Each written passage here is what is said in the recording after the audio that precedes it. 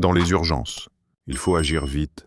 Lorsqu'une personne fait un arrêt cardiaque, on pratique des compressions thoraciques pour maintenir l'oxygénation du cerveau jusqu'à l'arrivée des secours pour défibriller le cœur et rétablir son rythme. On arrête d'abord l'hémorragie avant de s'inquiéter d'une fracture. J'étais assis sur la terrasse, désemparé, ne sachant par où commencer. C'était une situation inédite pour moi, et je me sentais pris au dépourvu. En tant qu'infirmier en soins intensifs, j'avais affûté mes compétences d'observation. Je pouvais repérer les signes subtils de la dégradation d'un patient et agir rapidement, sauvant souvent des vies. Pourtant, j'avais manqué les signes avant-coureurs de la fin de mon mariage de près de 18 ans. Je n'avais aucune intention de le sauver. Je voulais y mettre fin de manière douloureuse.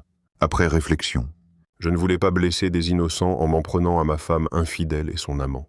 Je pris une gorgée de bière et réfléchis à mes options. Observant mon jardin, la pelouse s'étendait de la terrasse jusqu'au bayou, avec seulement quelques arbres. Ma maison, une demeure traditionnelle du Sud avec des commodités modernes, était un cadeau de mon père et de mon grand-père pour mes fiançailles. Le terrain appartenait à ma famille depuis des générations, et la maison avait été construite par l'entreprise de construction familiale. J'avais choisi les soins infirmiers plutôt que de rejoindre l'entreprise. Malgré la déception initiale de mon père, je pouvais m'offrir quelques luxes, comme un bateau et du matériel de pêche, et emmener ma famille en vacances quand c'était possible. La famille était ma priorité. Et maintenant, leur bonheur était menacé. En regardant autour de moi, je vis la maison identique de ma sœur à côté. Je l'appelais.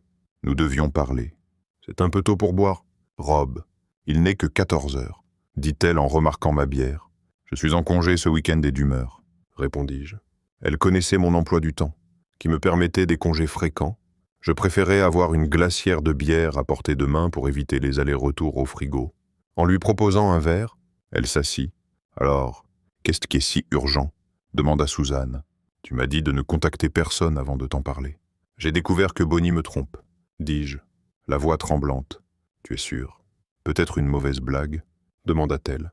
Je rehochai la tête. Il y avait une vidéo jointe, sans aucun doute. « Qui l'a envoyée ?»« Je ne sais pas, » répondis-je. L'email disait « Vous devriez savoir que votre femme vous trompe. Voici la preuve. » L'expéditeur, pissed off, était furieux. Suzanne était hors d'elle. « Cette vache infidèle, ne sait-elle pas que tu vas la détruire? Elle et son amant. Tu sais qui c'est ?» Je hochai la tête, prête à répondre, mais elle me coupa. « Si Rich me trompait, je le détruirais. Comment Bonnie trouve-t-elle le temps d'avoir une liaison? Elle est à la maison presque tous les soirs, sauf pour les enterrements de vie de jeunes filles où je suis toujours présente. Elle travaille avec Rich, et il covoiture souvent. Il remarquerait si elle s'amusait. » Suzanne s'arrêta, remarquant mon expression choquée. « Non, impossible, » s'exclama-t-elle. « Elle couche avec mon mari. Ils nous trompent ensemble. » Son visage devint rouge, et des larmes montèrent. « Je suis désolé. Je voulais te l'annoncer doucement, » dis-je en la serrant dans mes bras. J'ai eu quelques heures pour me calmer, assez pour ne pas saisir une arme. Elle pleura brièvement, puis se ressaisit. « Ok, qu'est-ce qu'on fait? On les attend et on les confronte, » demanda-t-elle. « Je l'aime, mais je ne tolérerai pas ça. »« Soyons malins, » dis-je. « Ce soir, agissons normalement, comme hier. On les accueillera avec un baiser. » Suzanne fronça les sourcils. « Sérieux? Il nous faut un plan. On consultera un avocat demain. Au moins, on sait qu'on n'a pas attrapé de MST. » ajoutai-je avec un sourire pour détendre l'atmosphère. Suzanne pointa un doigt vers moi. « Hors de question. Je n'y avais même pas pensé. Tu me connais? Je plaisante sur devenir une star de télé. Mais je ne le ferai jamais. » Elle finit sa bière et jeta la canette. Je lui en passai une autre. Et pour une fois, je ne fais rien avec Rich. Je viens d'avoir mes règles, rit-elle. Ça durera jusqu'à ce qu'on confronte ces traîtres. Il n'aura rien de moi. Bonnie peut l'avoir. Et il ne faut pas que les enfants sachent pour l'instant. Avertis-je. Ils sont partis chez papa et maman ce matin. Ils ont pris leur temps, mais n'ont pas discuté ni posé de questions. Ils sont montés dans la voiture de Jason et sont partis. Les enfants. Mon fils Jason, 17 ans. Rob, 16 ans. Dave et Cindy, 16 ans. Et ma fille Deirdre, 16 ans. Passaient tout l'été ensemble. Ils étaient plus comme des frères et sœurs que des cousins. Surtout pendant la pandémie, toujours ensemble. Rich avait été un bon père et oncle, impliqué dans l'éducation et les activités des enfants. Je m'occupais des activités en plein air, leur apprenant le camping, la pêche et la chasse. On campait dans le jardin, puis on s'aventurait progressivement plus loin dans le marais. En grandissant, les enfants participaient aux sorties de pêche, souvent avec Rich ou Suzanne conduisant le second bateau. Récemment, Rich laissait ses fils gérer son bateau pendant qu'il restait à la maison. Les enfants apprenaient à être autonomes, trouvant leur nourriture lors des sorties et travaillant en équipe. Ils étaient solides et valorisaient la famille et le travail d'équipe. Il y a 3 semaines, j'avais réorganisé mon emploi du temps pour avoir 6 jours de congés consécutifs. J'avais emmené les filles dans un bateau et les garçons dans un autre. On voyageait lentement pour éviter les obstacles et les eaux peu profondes, s'arrêtant parfois pour que chacun puisse conduire. On a passé 1 semaine au vieux camp de pêche de Papeau, à pêcher et attraper des crabes. On s'était rapprochés en famille, du moins, c'est ce que je pensais. Apparemment, Bonnie et Rich ne valorisaient pas l'unité familiale. L'idée de dire aux enfants « l'infidélité de Bonnie et Rich me brisait le cœur ». La famille était tout pour moi, et détruire cette unité serait impardonnable. Je l'exprimais à Suzanne. « On ne peut pas leur cacher », dit-elle, « mais on peut retarder un peu. Je m'assurerai qu'ils ne soupçonnent rien. Et ensuite, je ne peux ni pardonner ni oublier l'infidélité. Peu importe ce que Bonnie dira, répondis-je. Suzanne acquiesça. Je peux tolérer beaucoup, mais pas l'infidélité. Il faut que je trouve comment me débarrasser d'elle sans tout perdre. Je ne veux pas risquer la prison ou qu'elle prenne les enfants. Je ne peux pas non plus faire de mal à Rich. Je dois être là pour les enfants. J'ouvris une autre bière. Je comprends. On doit le ruiner financièrement. Je vais prendre chaque centime possible. Soutien pour les enfants. Pension alimentaire? Toutes. J'étais d'accord. Rich gagnait plus, donc Suzanne avait de meilleures chances. Bonnie pourrait me pousser à bout, car les tribunaux favorisent souvent les femmes dans les divorces. Dans mon travail, je gère des fiducies et des testaments, mais je connais assez la loi pour dire que nos actifs sont protégés. Dites Suzanne, nos maisons sont en sécurité. Papa nous les a données avant le mariage, donc Bonnie et Rich ne peuvent pas les réclamer. Bonnie pourrait essayer de rester dans ta maison jusqu'à ce que les enfants soient majeurs. Mais elle ne peut pas la réclamer. N'aviez-vous pas signé un contrat prénuptial? Papa l'avait exigé. Il stipulait qu'en cas d'infidélité, la partie fautive n'obtiendrait que 20% des actifs communs et aucune pension alimentaire. Le père de Bonnie, un riche chirurgien plastique, avait insisté sur le contrat prénuptial. Il n'était pas ravi quand j'avais mis sa fille enceinte, craignant que je prenne la moitié de sa fortune. Mon père avait aussi fait signer un accord similaire à Suzanne et Rich. Je m'inquiète pour cette vidéo de Rich et Bonnie, dit Suzanne. Qui l'a filmée et comment? Il y avait au moins 3 caméras.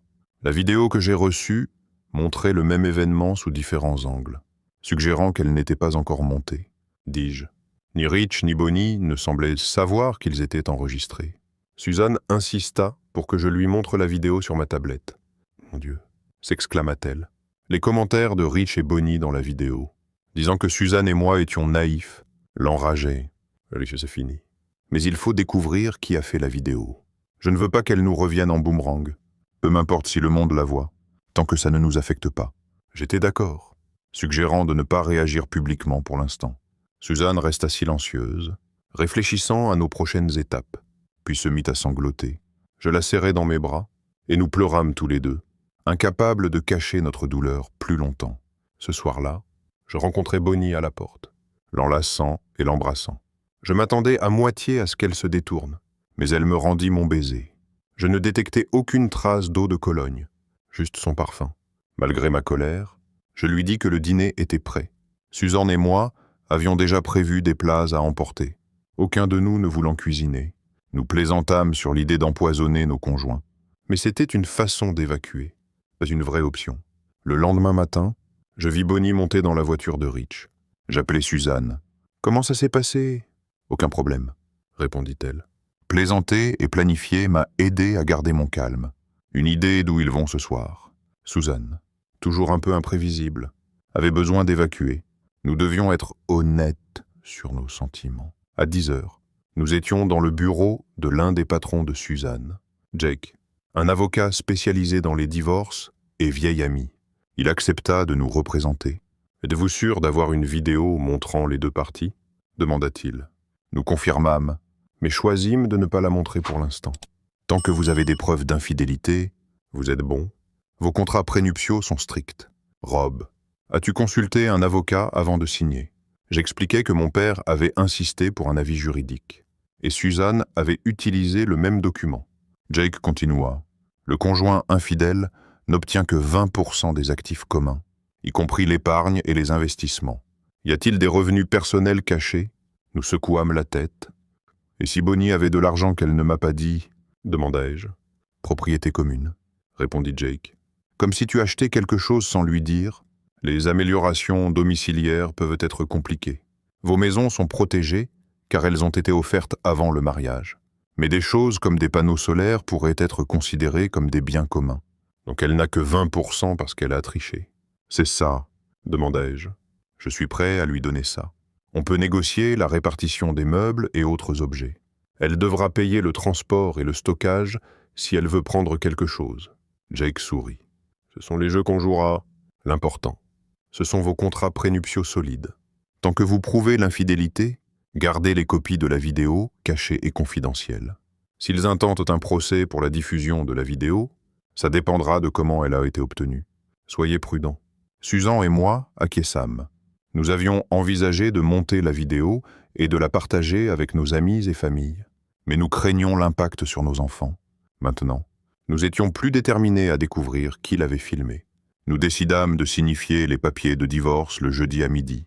Mais je suggérais d'attendre le vendredi après-midi pour qu'ils s'inquiètent tout le week-end sans conseil juridique. Jake nous convainquit de rester sur le jeudi, disant que cela réduirait les coûts et les occuperait avec des états financiers tout le week-end, augmentant probablement leurs frais juridiques.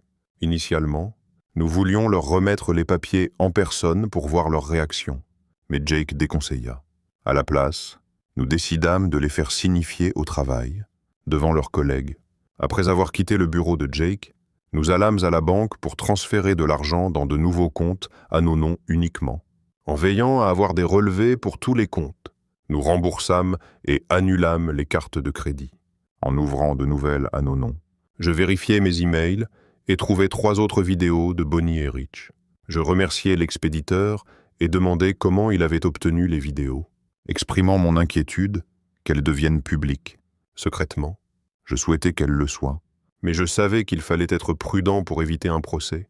1 heure plus tard, je reçus un email avec une adresse. 9203, rue Victoria, appartement 201. Je visitai l'adresse et convainquis la femme à l'accueil de me donner des informations en insinuant que le locataire était impliqué dans des activités criminelles. Elle me donna les détails. L'appartement était loué par la compagnie d'assurance où travaillaient Rich et Bonnie, avec la signature de Rich sur le contrat. Je me demandais comment la compagnie réagirait si elle découvrait qu'elle payait pour la liaison de Rich. Bonnie m'appela à 12h30, furieuse à propos des papiers de divorce. Je lui dis calmement que je savais qu'elle avait trouvé quelqu'un d'autre et que je la libérais. Nous avions répété nos réponses. Bonnie nia la liaison avec colère, m'accusant de croire des rumeurs et menaçant de tout prendre dans le divorce, y compris la garde des enfants, le soutien financier et la moitié de nos actifs. Elle suggéra que Rich pourrait emménager avec elle et que je pourrais vivre avec Suzanne, imaginant ce qu'il ferait dans ma maison. « Vas-y, dis-je, trouve-toi un avocat. » Je gardais à peine ma voix stable, luttant avec le regret de l'effondrement de mon mariage et la colère face à son déni obstiné. J'espérais que Suzanne n'avait pas trop révélé à Rich. Au fait, les filles emballent tes affaires. Suzanne a dit au garçon d'emballer celles de Rich. Tout sera devant la maison pour que vous les récupériez cet après-midi. On a obtenu une ordonnance restrictive et changé les serrures ce matin. Vous devrez trouver un autre endroit où rester jusqu'à ce que le tribunal décide. Bonnie se mit à crier. Alors je raccrochai. 10 minutes plus tard, Suzanne m'envoya un texto. « Jardin, apporte ta glacière. Assure-toi qu'elle soit pleine. » « Cet idiot de Rich, » commença-t-elle en sirotant sa bière. Il a essayé de blâmer les ragots d'une secrétaire. Je lui ai dit que Bonnie faisait pareil. Il a tout nié, disant qu'on ne devrait pas y croire. Je lui ai dit de récupérer ses affaires. « Vraiment ?» ?»« Oui. » Je lui ai dit d'appeler avant, car j'avais une arme chargée. Jake sera bientôt là avec 2 adjoints du shérif pour éviter que ça dégénère. Je réalisais que la présence des adjoints était intelligente. Rich pourrait me provoquer, et je pourrais finir en prison pour agression. J'étais déjà dans un mode de panique contrôlé, comme lors des urgences. Suzanne continua. « Je suis contente que tu aies parlé aux enfants plus tôt. Je n'aurais pas pu le faire sans m'effondrer. Nous avions rassemblé les enfants, et je leur avais dit ce qui se passait, étonnamment. Ils semblaient s'y attendre et commencèrent à emballer les affaires de Bonnie et Rich. Les enfants l'ont pris étonnamment bien, dit Suzanne. Peut-être sont-ils en état de choc, ou ne réalisent-ils pas comment ça les affectera? Mon téléphone bipa avec un email. Je me demande si c'est de Pisdoff 999. Dis-je. Vérifie. Insiste à Suzanne. Elle me montra comment l'ouvrir. Et nous écoutâmes un fichier audio. Tu peux croire que Robert et Suzanne nous ont fait signifier? Dit Bonnie. Ils ont dû découvrir quelque chose. Je n'y crois pas. Hier soir encore. Robert était si affectueux, répondit Rich. Détends-toi. Ils ne savent rien. Quelqu'un a dû colporter sur nos déjeuners ou nos trajets ensemble. On doit tout nier. S'ils vont jusqu'au bout du divorce, on les fera payer. Je connais un avocat qui nous aidera. Ne reconnais rien. Agis comme si tout ce que tu dis était enregistré. Après avoir écouté, Suzanne et moi restâmes silencieux. Ok. Laissons-les penser qu'on ne sait rien, dis-je. Rich mentionna qu'il planifiait quelque chose depuis longtemps. Nous devions nous assurer d'être protégés s'il faisait quelque chose d'illégal. Suzanne acquiesça, les larmes aux yeux. Aux yeux. Il faut tenir bon, dit-elle doucement. Jake avait dit que j'étais en meilleure position. Les tribunaux favorisent les femmes. Mais je ne pouvais accepter que Bonnie obtienne la garde de Jason et Deirdre et vive dans ma maison jusqu'à ce que Deirdre ait 18 ans. Même avec le contrat prénuptial. Ce serait terrible si elle vivait sans loyer, pendant que je payais une pension alimentaire. Je ressentais la même chose. Mais je serrais Suzanne dans mes bras alors qu'elle pleurait. Je l'assurais que nous sortirions victorieux, bien que je n'en sois pas sûr. Le divorce, c'est minimiser les pertes. Les enfants étaient silencieux lorsque Suzanne et moi entrâmes dans la maison. Deirdre et Cindy emballaient les vêtements de Bonnie dans des valises et des sacs, utilisant maintenant des sacs poubelles en plastique. Je leur demandais de prendre des photos des bagages, prévoyant d'appliquer leur valeur à la part de Bonnie des actifs. À côté, les garçons avaient presque fini. Rich avait moins de vêtements, et les garçons les fourraient dans des sacs plutôt que de les plier. Je souris lorsque Rob fourra un costume à 2000 $ dans un sac. Il me soutenait. Bonnie m'envoya un texto, et j'appelai Jake, qui arriva avec 2 adjoints du shérif. Jake me dit de me détendre et de profiter. Bonnie et Rich arrivèrent avec un visage familier. Boudreau Landry, un tyran de l'école primaire. Salut, Robert. Ricana Boudreau, j'ai entendu que tu avais des problèmes avec ta femme et ton beau-frère. Pas grave. Si j'avais eu une arme, je l'aurais abattu. Boudreau était imposant, et le combattre n'était pas une option. Salut, Boudreau, dis-je. On essaie juste de régler ça. Tu ne penses pas sérieusement que mon gars Rich est avec ta femme? Si, demanda-t-il en souriant. C'est l'histoire, dis-je. Jake s'approcha. Je ne peux pas gérer ça. Bonnie m'a accusé d'avoir pris tout l'argent de notre compte bancaire. Oui, et j'ai des relevés montrant les montants initiaux. Tu auras ce qui t'est dû. Elle ne savait pas que sa carte de crédit ne fonctionnerait plus. Suzanne et moi n'accompagnâmes pas Rich et Bonnie dans la maison. Deirdre et Cindy suivirent Bonnie et un adjoint, s'assurant que rien de bizarre ne se passe. Jason et Rob suivirent Rich. Où sont mes bijoux? Demanda Bonnie. C'était un point de discorde majeur. Au fil des ans, je lui avais acheté des bijoux de haute qualité d'une valeur d'au moins 25 000 $. La plupart étaient dans mon coffre-fort. J'avais pris des photos de sa bague et de son collier pour l'assurance. Je voulais une preuve de propriété. Boudreau commença à discuter, mais s'arrêta quand j'expliquais que j'avais pris des photos pour éviter que les bijoux ne disparaissent. Jake intervint, suggérant une nouvelle évaluation de tous les actifs. Après avoir consulté Boudreau, Bonnie retira calmement ses bijoux et me les tendit. « Où suis-je censé aller ?»« Espèce de salaud » demanda Bonnie. Je faillis suggérer son nid d'amour sur la rue Victoria, mais je me retins. Je haussai les épaules, réalisant que mes émotions avaient changé. Il y a quelques jours, j'aimais cette femme. Maintenant, je ne ressentais que colère et froideur envers elle. Bonnie et Rich partirent enfin, suivis de Boudreau. Je me demandais s'ils se dirigeaient vers l'appartement. Jake sourit. J'espère. On a quelqu'un qui les suit. Si on révèle l'appartement maintenant, Ça aidera nos négociations. Au lieu de cela, ils allèrent au Holiday Inn près de leur bureau, joyeusement. Je les aidai à déplacer leurs affaires à l'intérieur. J'avais besoin de plus de clés USB pour sauvegarder les fichiers audio et vidéo. Susan et les filles préparaient le dîner quand mon téléphone bipa avec un autre email. Susan me suivit jusqu'à l'ordinateur. « Ok. Les gars, » dit la voix de Boudreau. Quelqu'un suit probablement Robert. Restez dans un motel et prenez une chambre avec 2 lits. Assurez-vous que les 2 lits semblent utilisés. L'enquêteur peut soudoyer la femme de ménage pour vérifier. On dira que vous partagez une chambre pour économiser. C'était embarrassant quand ma carte a été refusée, dit Rich. Heureusement que j'avais du cash en plus. Et ensuite, je vais appeler la compagnie de carte de crédit pour ouvrir un nouveau compte. Robert a pensé aux bijoux, continua Boudreau. Il a probablement une liste. Protéger tous les actifs cachés, légalement. Ce sont des biens communs.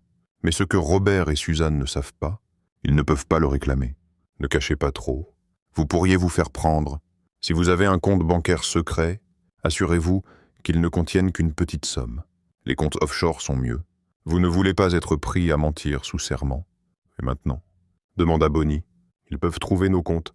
À Bâton Rouge. Tant pis, s'exclama Rich. On va prendre l'avion pour les îles Caïmans et ouvrir un compte là-bas. Faites en sorte que la chambre semble utilisée. Mouillez les mouchoirs. Froissez les serviettes. Mouillez la douche et utilisez du shampoing. Je vais appeler le bureau et dire qu'on est absent demain. Le fichier audio s'arrêta. Ont-ils des comptes bancaires secrets? Soupira Suzanne. D'où vient l'argent? Je vois les relevés bancaires. Tu n'aurais pas pu cacher grand-chose. Je me sentais mal aussi. Bonnie et moi recevions 50 $ par semaine pour les frais de déplacement. Et nous examinions ensemble les relevés de cartes de crédit mensuellement. J'avais dit à la femme de l'appartement que Rich était impliqué dans des pilules et des courtisanes comme un bluff. Mais maintenant, je me demandais, pouvait-il cacher autre chose?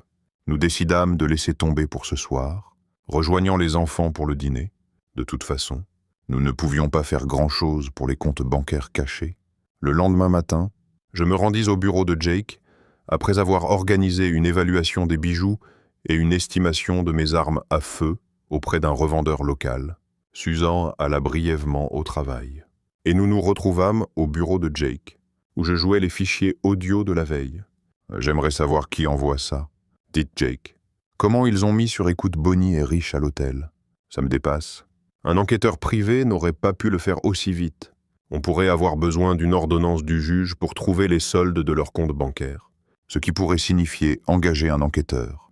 Suzanne et moi secouâmes la tête quand on nous demanda si nous avions remarqué de l'argent manquant. Si vous voulez que ce divorce soit rapide, comme vous l'avez dit, on agira vite. La semaine prochaine, on rencontrera Bonnie, Rich et leur avocat pour lister les actifs. Puis on ira devant un juge. Les lois napoléoniennes de Louisiane facilitent le divorce, surtout avec une infidélité prouvée. Le conseil conjugal ne servira à rien. Une fois que le juge aura statué, vous attendrez 6 mois, et ce sera fini, ajouta Jake. Boudreau appela, exigeant que je libère 30% supplémentaire de l'argent retiré. Je lui rappelai que le contrat prénuptial stipulait que le conjoint infidèle n'obtenait que 20% des actifs. Il exigea une preuve d'infidélité, que nous présenterions au tribunal. C'était amusant de le voir patauger. J'aimerais avoir un enregistrement audio de lui conseillant de cacher de l'argent offshore dans la salle d'audience. Je devais travailler ce week-end. L'infirmière en Sharon ne pouvait pas couvrir mes quarts. Et si je commençais à tousser et avais besoin d'un test Covid, demandai-je. Idiote, dit Sharon affectueusement. Oui, je peux prendre la relève. Tu as des congés et des jours de maladie accumulés. Prends des congés d'urgence si besoin. Je n'arrive pas à croire que Bonnie t'ait fait ça. Et si je travaillais ce week-end et commençais mes congés lundi, suggérai-je.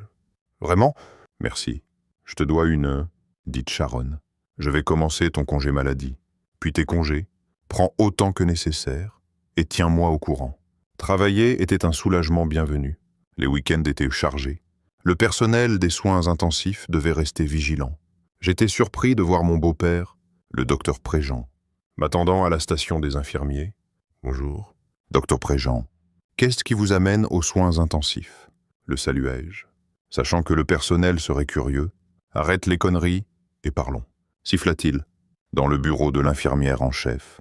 Il demanda « C'est quoi cette histoire de mettre Bonnie dehors ?» Elle a appelé sa mère en sanglotant. « John, j'ai découvert que Bonnie a une liaison, dis-je franchement. Elle me trompe avec le mari de ma sœur. Je gère une crise familiale. C'était une rumeur lancée par des commères au bureau, dit John. Ils covoiturent et déjeunent souvent ensemble. Elle nous a dit que les rumeurs sur une liaison avec son patron n'étaient que ça. Des rumeurs. Je décidai d'être franc avec lui, malgré notre passif. Je n'en ai parlé qu'à mon avocat et à ma sœur. Je n'ai même pas tout dit à Bonnie et Rich, encore moins aux enfants, dis-je, retenant mes émotions. J'ai des preuves, des fichiers, vidéo et audio. Ce n'est pas juste une rumeur. Le docteur Préjean sembla choqué. « Qu'est-ce que tu vas faire ?» demanda-t-il doucement, connaissant déjà la réponse. « Que puis-je faire ?» répondis-je. « J'essaie de protéger les enfants, mais je ne peux pas ignorer ça. John, que ferais-tu si Bonnie avait des preuves que je la trompais? Je voudrais ta tête sur un plateau. Je l'aiderai à t'enterrer, dit-il honnêtement, les larmes aux yeux. Jason et Deirdre, comment le prennent-ils? Demanda-t-il. Ils parlent plus avec leurs cousins et entre eux qu'avec Suzanne ou moi. Ils semblent tenir le coup, mais ils sont en colère contre Bonnie. Je leur ai dit de lui parler, mais je ne sais pas s'ils l'ont fait. Je ne m'implique pas là-dedans. Je pensais que tu réagissais de manière excessive à des ragots, dit John doucement. Ma priorité, de protéger Jason et Deirdre. Je hochai la tête. Je vais aider Bonnie avec ses besoins physiques. Je n'excuse pas son comportement. Mais si tu as des preuves irréfutables, je l'accepte. Reste en contact. Tu es un homme honorable. Il sortit, les épaules voûtées. J'avais plus de peine pour lui que pour Bonnie. Waouh, dit Suzanne quand je rentrai. Donc, il sait que sa fille n'est pas si vertueuse. Il faut bientôt le dire à papa et maman. Demain soir, après ton service, j'acceptai. La réunion ne fut pas agréable. Mon père demanda seulement si j'avais des preuves, et je l'assurai que oui, comme John. Il s'inquiétait plus pour les enfants que pour nous, ce que je comprenais dans notre culture. Les enfants passaient en premier, et les adultes faisaient face aux conséquences de leurs actes. Les enfants étaient protégés, mais informés pour apprendre.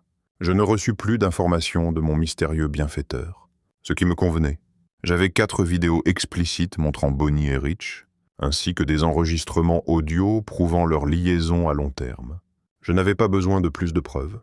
Bonnie n'avait pas seulement triché, elle avait aussi fraudé financièrement la famille. Le mystère de comment elle avait économisé assez pour aller aux îles Caïmans m'enrageait.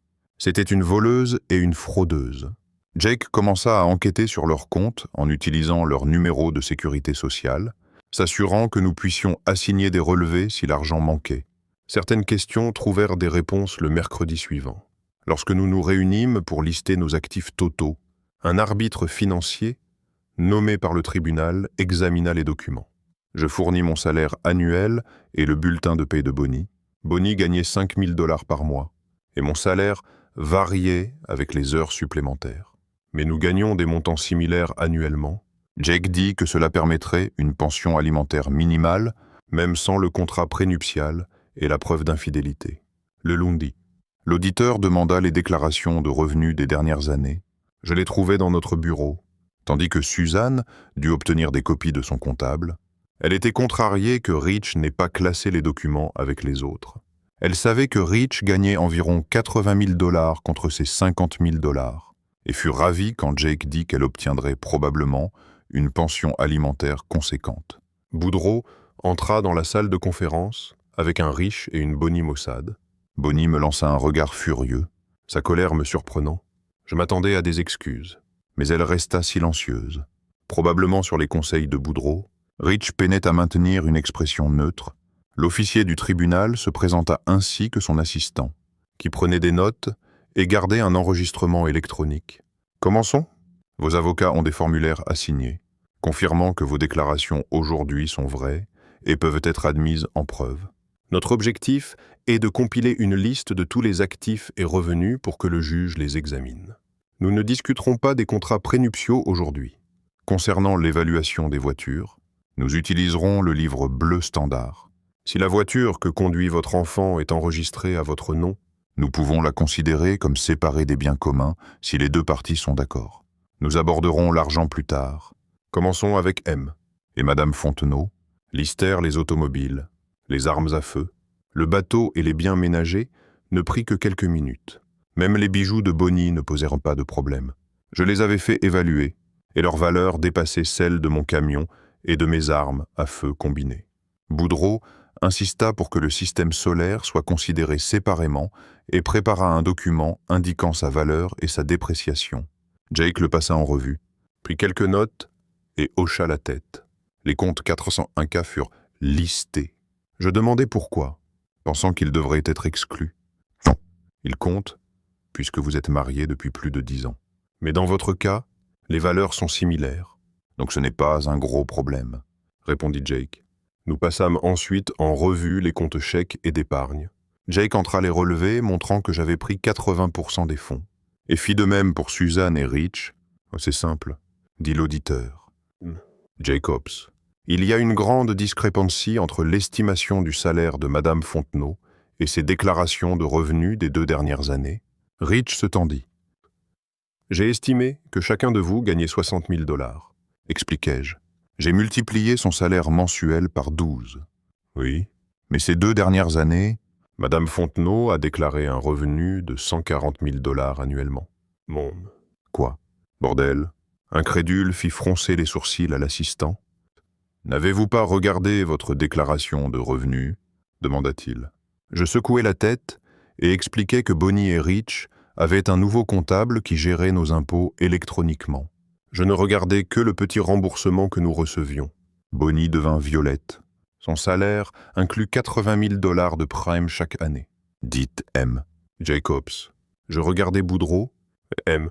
Jenkins a reçu 110 000 $ de prime chaque année. Continua Jacobs. Suzanne demanda combien cela représentait en plus. Net. Environ 80 000 $ par an, totalisant environ 160 000 $. Alors, où est l'argent? Bonnie, demandai-je. C'est pour ça que vous êtes allé au Caïman vendredi dernier pour le cacher. Bonnie demanda avec colère. Comment l'as-tu découvert? Tu me suis? Elle se ressaisit ensuite. Non, je n'avais pas besoin, dis-je. Tu l'as fait toi-même.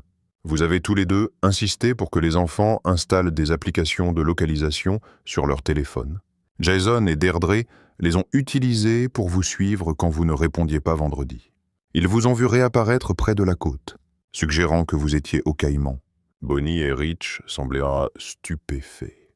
Ils ont vérifié votre bureau lundi et ont vu que vous n'étiez pas à la maison, mais à Bâton Rouge, probablement en train de transférer de l'argent dans de nouveaux comptes. Ajoutai-je. Jake intervint. Boudreau, nous pouvons obtenir des relevés pour prouver ces soldes de compte. C'est illégal de cacher de l'argent offshore pour éviter de distribuer des actifs communs. Vos clients ont pris l'avion pour les Caïmans juste après vous avoir engagé. Cacher des actifs comme ça est un crime. Bonnie se mit à pleurer. Et même Rich semblait effrayé. Le visage de Boudreau pâlit, puis rougit. « Je n'ai rien fait de tel », déclara-t-il, regardant l'enregistreur et l'assistant de Jacobs qui tapait. Suzanne demanda à Jake, « Pouvons-nous les obliger à rendre l'argent ?» Jake hocha la tête. « Oui, nous obtiendrons notre part à la fin, même si nous devons saisir leur salaire. 14% de ces comptes vous reviendront une fois l'infidélité prouvée en cours. » « Mais il n'y a plus d'argent, » s'exclama Bonnie. « Il a disparu quand nous avons essayé de le transférer. » Rich tenta de la faire taire, mais elle continua. « Je pense que tu l'as volé, » m'accusa-t-elle. Je la regardai, incrédule. Je ne savais pas avec certitude pour l'argent jusqu'à récemment. Je le soupçonnais. Mais je n'avais aucune idée des montants. Qu'est-ce que tu prétends maintenant? Tu l'as tout dépensé ou perdu. Les deux sont absurdes. Elle expliqua qu'ils avaient essayé de transférer l'argent électroniquement à la banque de Grand Cayman. Mais le transfert avait été refusé. Ils étaient ensuite allés à Bâton Rouge pour enquêter. Les relevés en ligne montrèrent le transfert, mais aucun numéro de routage ou détail de compte. Fournissez-moi les informations bancaires pour le compte de Bâton Rouge, et je vais enquêter. Dites M. Jacobs. Je peux obtenir les résultats plus rapidement et les inclure dans les documents du tribunal.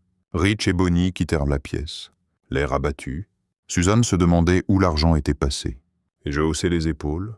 Partageant ses pensées, notre dossier fut accéléré, probablement parce que Bonnie et Rich avaient supplié Boudreau d'agir vite. Ils restèrent au Holiday Inn une semaine avant de déménager dans l'appartement de la rue Victoria. Ça m'amusait de penser à eux dans leur nid d'amour. Probablement en difficulté avec leurs finances et les honoraires de Boudreau, les 5 enfants insistèrent pour assister à l'audience, et j'acceptai, car ils étaient affectés par le divorce. Jake expliqua à quoi s'attendre.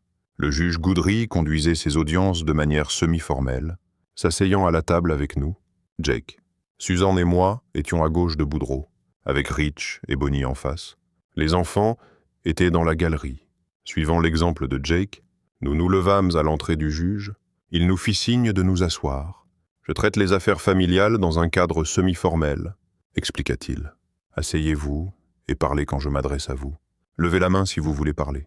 Comportez-vous bien et soyez respectueux. Si vous m'énervez, je vous mets dehors. » Compris? Les enfants retinrent leur rire à sa dernière phrase. Très bien. J'ai examiné les 2 dossiers. Normalement, nous traitons ces affaires séparément. Mais les preuves et les parties impliquées sont les mêmes ici. Un frère et une sœur sont accusés d'infidélité en Louisiane. Bien que l'infidélité seule ne soit pas un motif de divorce, il y a des contrats prénuptiaux qui affectent la répartition des biens dans de tels cas. Par conséquent, j'aurais besoin de preuves irréfutables d'infidélité. D'abord, il y avait des divergences concernant les actifs monétaires avec des allégations de dissimulation de fonds.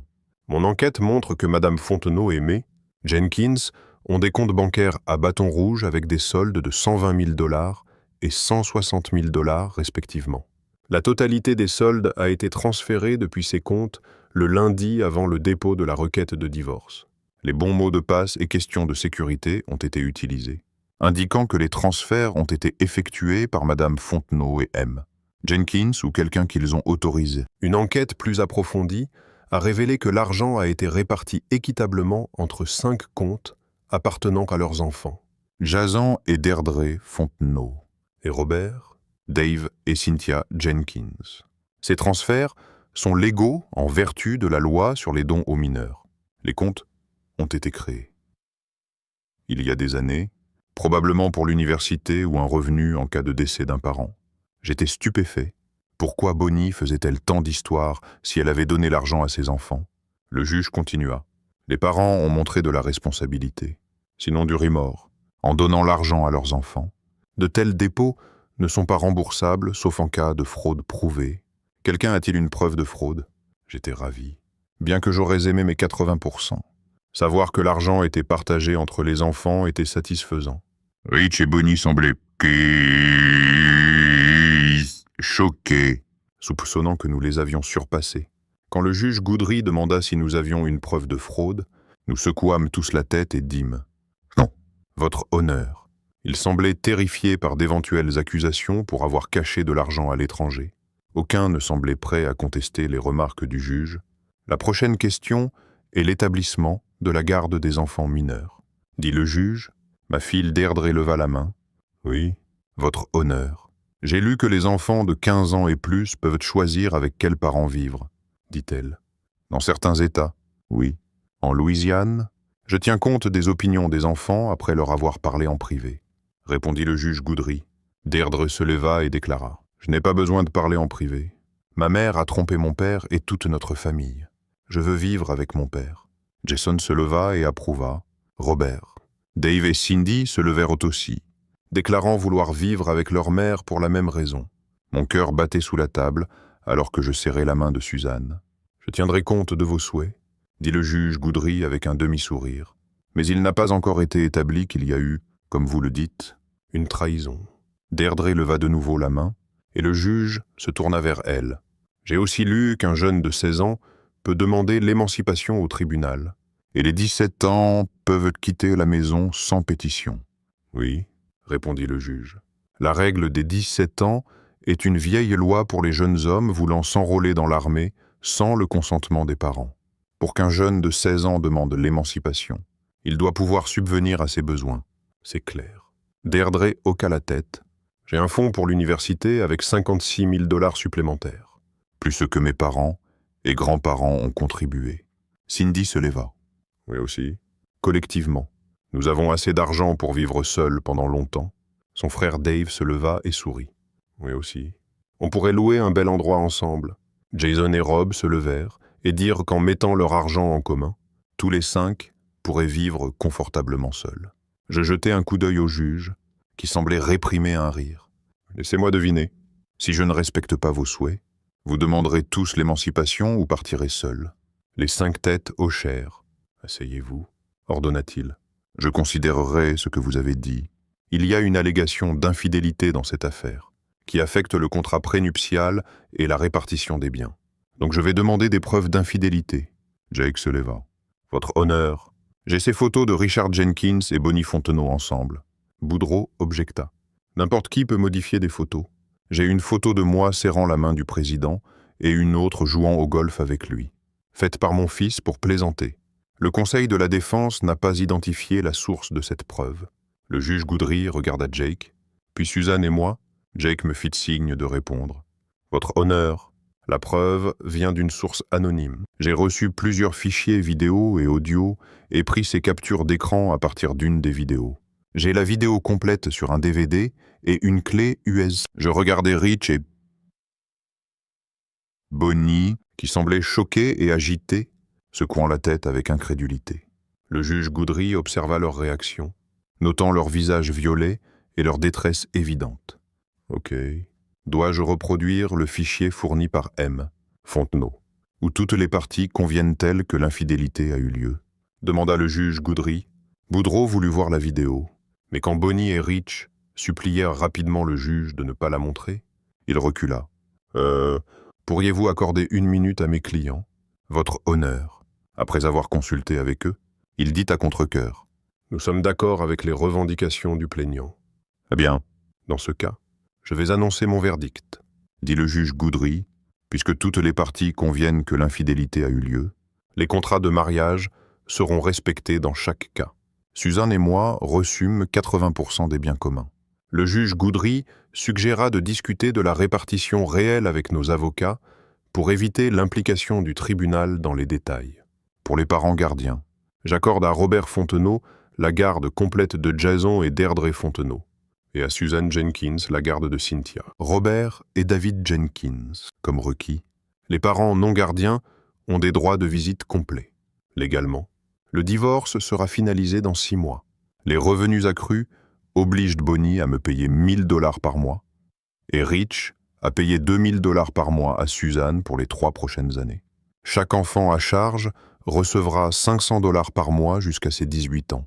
Jake dit que les paiements étaient minimes et suggéra que nous pourrions faire appel. Mais je décidai de ne pas le faire. Et Suzanne suivit mon exemple.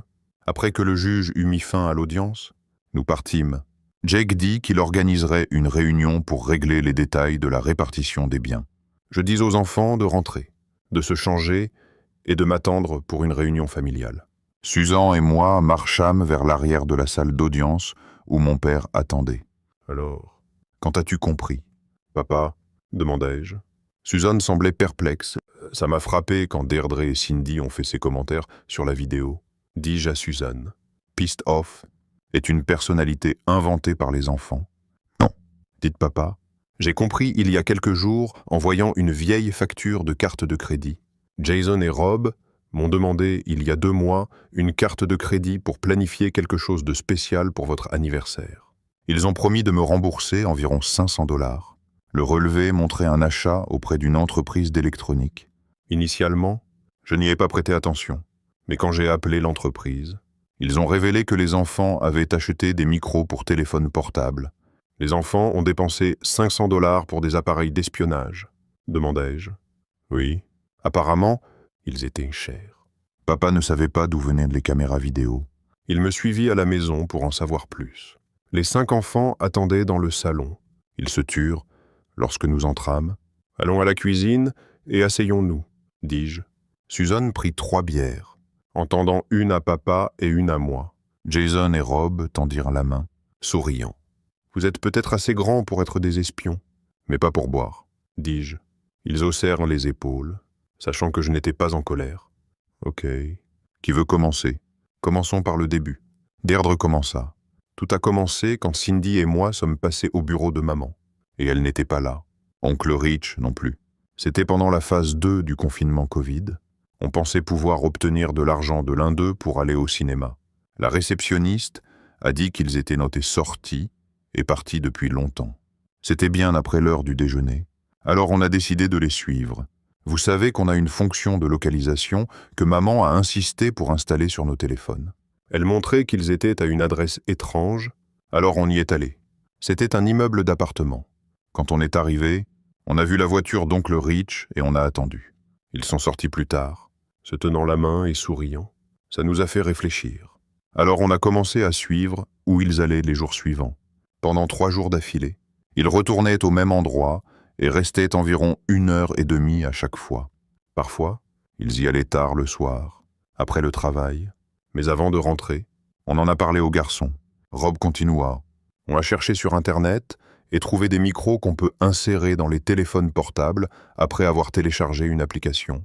Ça fonctionne comme un appel téléphonique continu en arrière-plan et n'interfère pas avec les appels normaux. Ça vide un peu la batterie plus vite. Ça transmet tous les sons autour du téléphone pour qu'on puisse écouter.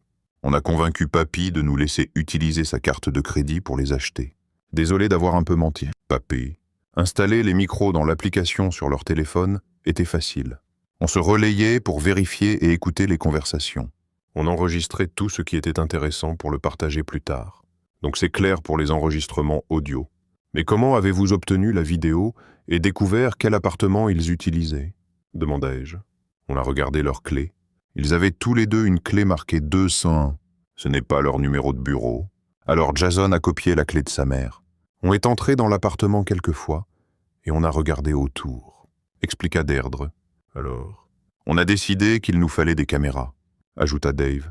On en a acheté quelques-unes et un petit émetteur.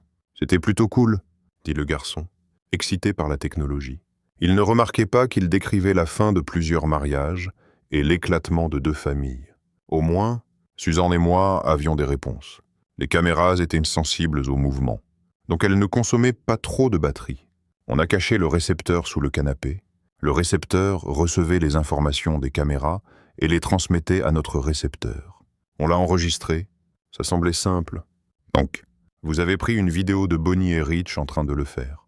Vous avez aussi enregistré des fichiers audio et m'en avez envoyé certains, dis-je prudemment. C'étaient mes enfants, mes neveux et nièces. Je ne pouvais pas ruiner ma relation avec eux. Mais il y avait un autre problème, l'argent. Papa, quand Cindy et moi avons regardé cet appartement, j'ai réalisé que maman était partie, déclara Deirdre. Pas partie, mais plus là où était notre famille. Ils avaient des vêtements cachés, et maman avait des tenues que je reconnaissais. Elle avait un kit de maquillage, des serviettes et des gants de toilette aussi. On savait ce qu'ils faisaient. Ils s'entraînaient, se nettoyaient, puis rentraient à la maison comme si de rien n'était. On était tous furieux. Ils ne trompaient pas seulement toi et tante Sue, ils nous trompaient, nous.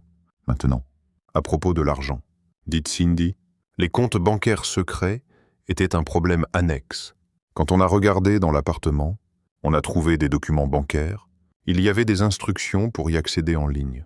Ça a pris du temps pour trouver les vrais comptes. On a même passé du temps dans les bureaux de papa et tante Bonnie à les espionner. Quelquefois, la réceptionniste nous a laissés entrer pour attendre. Elle rigolait. On a regardé un tas de dossiers et finalement trouvé un dans le tiroir du bas du bureau de papa avec des applications. Puis on a regardé dans le bureau de tante Bonnie et trouvé plus de papier. Tante Bonnie avait un petit carnet dans son sac, avec des mots de passe et des trucs dedans. Ça ne disait pas « compte bancaire secret ». Mais on pouvait voir que le mot de passe était inhabituel, bien plus que celui qu'elle utilise pour son téléphone. Et ça a marché. Ça a pris du temps. Mais on a fini par réaliser que c'était le bon mot de passe. Ils utilisaient le même pour les 2 comptes. Jason prit le contrôle de la situation. On savait déjà qu'ils mijotaient de quelque chose de louche. Quand on a découvert leur compte bancaire caché, on est devenu vraiment en colère. On se demandait s'ils dealaient des pilules ou détournaient de l'argent. C'est Dave qui a eu l'idée de mettre l'argent sur nos comptes. Dave rougit. En fait, j'ai dit qu'on ne pouvait pas laisser papa et tante Bonnie devenir riches et nous laisser tomber. On a lu sur la répartition des actifs dans un divorce. Et on n'aimait pas l'idée qu'ils gardent que la moitié de l'argent non plus. On avait des comptes créés par papy, et j'ai pensé, peut-être qu'on devrait prendre tout l'argent. Je pensais que la police pourrait nous attraper. Mais comme on était mineurs, et que c'était l'argent de nos parents, on ne risquerait pas gros. On pensait que ça pourrait marcher. Alors on l'a fait. Si on avait su pour la répartition 80-20, on n'aurait probablement pas pris l'argent. Dit Deirdre avec regret. Ça a mieux marché comme ça. Et puis vous avez commencé à m'envoyer des fichiers vidéo et audio, dis-je, regardant autour de la table. J'étais au moins un peu soulagé de voir une expression de retenue plutôt que de fierté pure. C'était la partie la plus dure, dit Jason doucement. On était vraiment en colère contre maman et oncle Rich pour ce qu'ils faisaient à nous tous. On ne voulait pas vous faire de mal, à toi étant dessus, mais on ne pouvait rien faire. Alors on t'a envoyé cette première vidéo, on essayait de te pousser à aller voir papa et maman. On savait que tu étais bouleversé. Si tu avais sorti une arme du coffre, on t'aurait tout dit. On savait que tu le dirais à tant de sous. On a un peu avancé. On avait déjà déplacé l'argent que maman avait caché. Je pense qu'on l'a volé. Enfin, je sais qu'on l'a volé. Mais on pensait qu'il nous avait trompés. Donc c'était juste. J'espère que toi, étant dessus, n'étiez pas trop bouleversé. Je regardais Suzanne, qui avait un air d'étonnement depuis le début. J'espère que vous... Les enfants, ne vous mettrez jamais en colère contre moi. Teinte souhait, dis-je avec un sourire. Mais si vous me coincez comme vous l'avez fait avec votre mère et Rich, je vous frapperai jusqu'à la mort. Même si c'est avec mon déambulateur dans une maison de retraite, ils rirent tous de ma menace. Tu n'auras jamais à t'inquiéter de ça. Papa, dit Deirdre, tu ne laisseras jamais tomber la famille. Nous, les Cajuns, on reste soudés. Une chose que je ne comprends pas, dit mon père, vous avez acheté des micros pour téléphone avec ma carte de crédit. Ils étaient sacrément chers. Où avez-vous trouvé l'argent pour les caméras vidéo? Chez eux. Ouais. Elles coûtaient environ 500 $ chacune, car elles filmaient en vidéo complète avec son et avaient des détecteurs de mouvement et de son intégrés. On en a pris 5, répondit Jason. Plus 500 $ chacune pour un émetteur caché qui envoyait un signal à un récepteur qu'on a branché sur l'ordinateur de Deirdre. Ça fait un total de 3 500 $ plus les frais d'expédition. Mais on peut récupérer la moitié de cet argent si on les renvoie non endommagés. On a déjà retiré toutes les caméras et l'émetteur. On a probablement perdu les micros pour téléphone. Cependant, pour la carte de crédit, on a utilisé la Visa de papa, dit Jason. Je n'avais pas de carte Visa, dis-je. Eh bien, maintenant si. Je l'ai demandé et j'ai falsifié ta signature, dit Jason. Au moins, il était assez honnête pour ne pas avoir l'air coupable. Elle a une limite de 10 000 $. On récupère le courrier tous les jours. Donc la cachée était facile, ajouta Deirdre. Cindy et moi avons créé un compte email. Pissed Off, Rob a trouvé le nom. Il a dit que ce que maman et oncle Rich faisaient le mettait en colère. Les enfants souriaient et hochaient la tête, voyant que Suzanne, papa et moi étions vraiment impressionnés. Donc, les micros dans les téléphones sont encore actifs, demandai-je. Dave hocha la tête.